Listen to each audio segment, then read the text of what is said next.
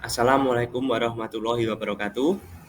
Perkenalkan, nama saya Sandi Dharma Putra, NIM 221217995 dari kelas 2A Prodi S1 Hukum, mata kuliah Filsafat Hukum.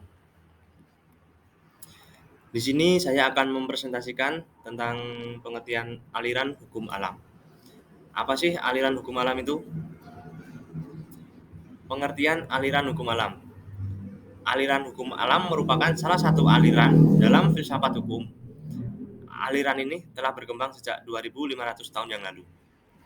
Aliran atau mazhab hukum alam merupakan aliran yang tertua dalam sejarah pemikiran manusia tentang hukum.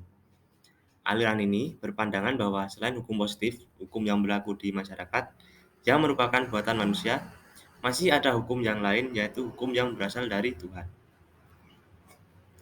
Ciri-ciri aliran hukum alam adalah 1.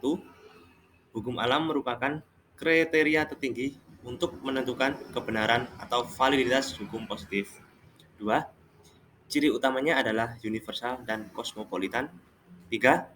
Bersifat otonom yang validitasnya bersumber pada nilainya sendiri. 4. Hukum alam menjadi kekuasaan tertinggi atau rasional tertinggi dan sekaligus pembatasan tertinggi bagi kekuasaan hukum sosial dan politik. 5. Diperoleh dari berpikir deduktif inferential dari prinsip-prinsip self-evidence atau presuposisi yang dianggap benar secara universal. Sifat-sifat hukum alam. Hukum alam adalah hukum yang memiliki sifat-sifat sebagai berikut. 1. Terlepas dari kehendak manusia atau tidak bergantung pada pandangan manusia. 2. Berlaku tidak mengenal waktu, artinya berlaku kapan saja. 3. Bersifat universal, artinya berlaku bagi semua orang. 4. Berlaku di semua tempat atau berlaku di mana saja, tidak mengenal batas tempat.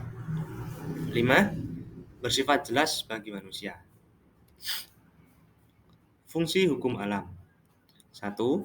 Hukum alam sebagai sarana koreksi bagi hukum positif. 2. Hukum alam menjadi inti hukum positif seperti hukum internasional. 3. Hukum alam sebagai pembenar hak asasi manusia. 4. Instrumen utama pada saat hukum perdata Romawi kuno ditransformasikan menjadi suatu sistem internasional yang luas. 5. Menjadi senjata yang dipakai oleh kedua pihak, antara pihak gereja dan pihak kerajaan dalam pergaulan mereka.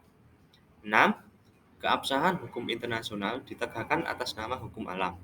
7. Menjadi tumpuan pada saat orang melancarkan perjuangan bagi kebebasan individu berhadapan dengan absolutisme.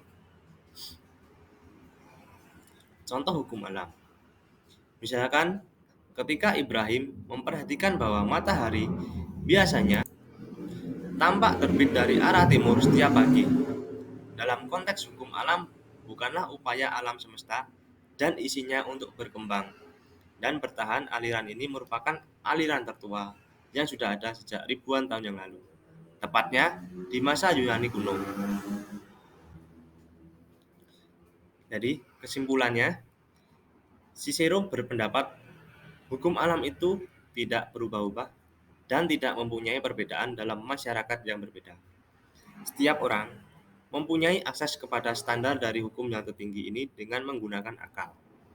Hukum yang tertinggi itu adalah pencerminan divine law atau hukum Tuhan. Sekian, terima kasih presentasi dari saya. Mohon maaf bila ada salah kata dari saya. Wassalamualaikum warahmatullahi wabarakatuh.